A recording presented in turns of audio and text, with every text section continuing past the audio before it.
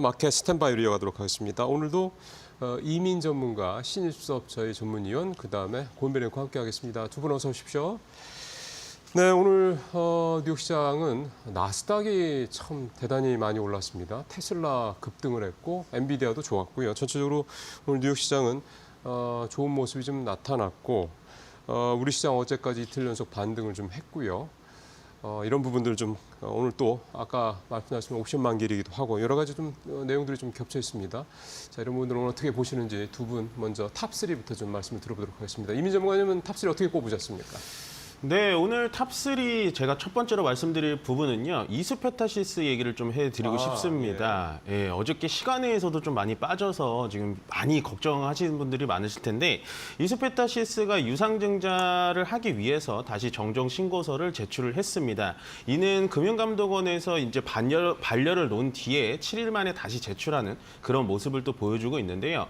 어저께 시간회장에서 7.58%가 빠졌다라는 건 그날 이제 어저께 장중에서 7% 오른 그 부분과 맞먹는 부분이라고 보여지고 공시가 올라온 시간도 확인해 보니까 이제 장 종료 후에 16시 32분으로 보여집니다.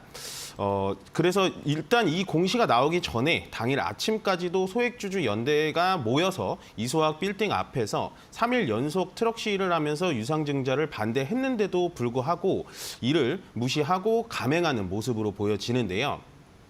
아마도 오늘 개장 직후에 큰 폭 떨어질 것으로 보입니다.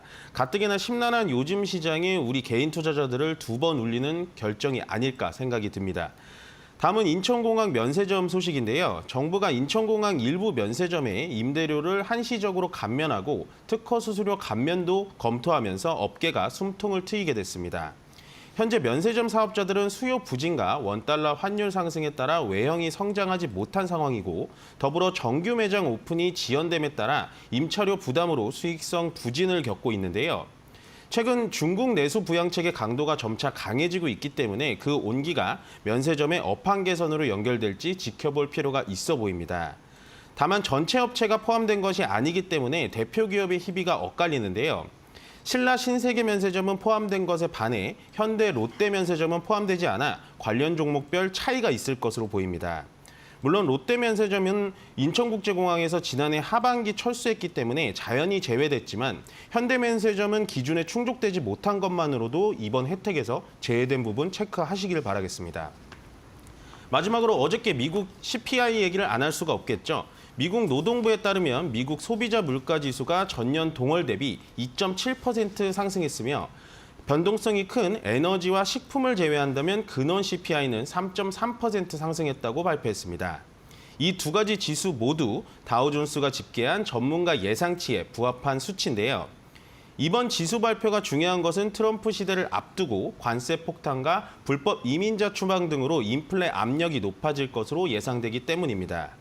따라서 시장은 일단 연준이 17일, 18일에 열리는 올해 마지막 FOMC 통화정책 회의에서 기준금리 인하할 것으로 예상이 되고 있으며 대신 내년 넘어가서부터는 인하 중단 가능성을 시사하고 있습니다.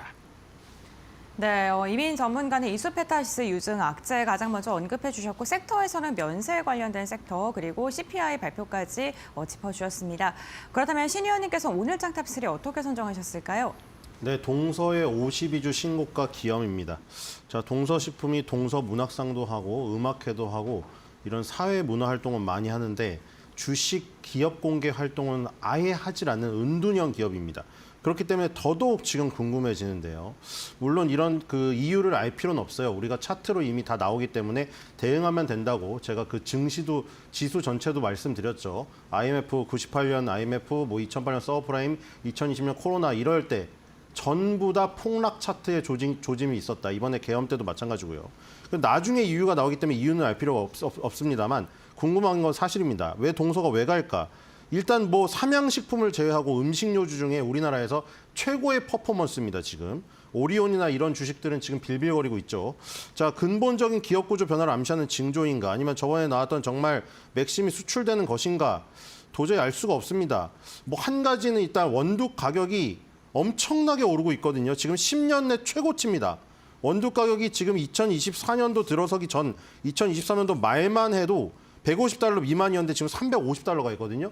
이 원두 가격이 2배 이상을 올랐는데 그거를 일단 전가를 시켰어요. 동서가 맥심을 포함해서 여러 가지 가격을 8.8% 인상했거든요. 근데 경기가 어려운데 인상된 걸 그대로 다 사 먹어준다.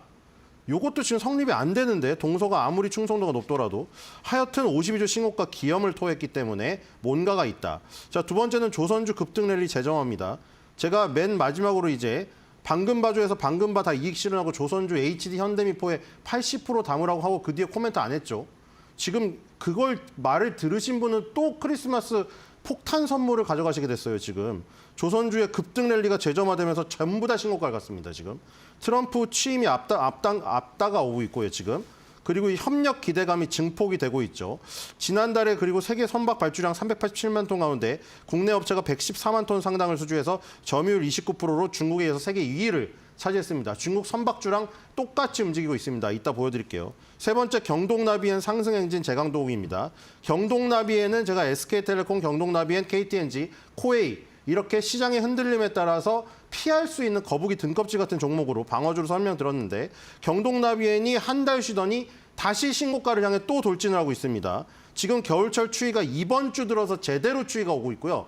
물론 우리나라는 4만 사원이라 3일 춥고 4일 따뜻한 솔직히 패딩이 필요가 없습니다. 패딩은 잘 팔리지가 않죠. 근데 이번 주부터 보일러 온도 올리신 분들 많이 계실 거예요. 그리고 보일러 안 돼서 수리하신 분들 많이 계실 거고 기본적인 실적도 좋습니다. 파마리서치에서 얘기했듯이 실적 그리고 기술적 분석이 다 좋죠. 이것도 마찬가지입니다. 기본적 실적이 해외 수출도 호조를 보이고 국내에서 점유율도 굳건한 가운데 기술적인 타이밍마저 월봉에서 쌍바닥이니 네. 상승 N자가 나오고 있기 때문에 굉장히 중요한 흐름이다. 이렇게 예. 보시면 될 것 같습니다.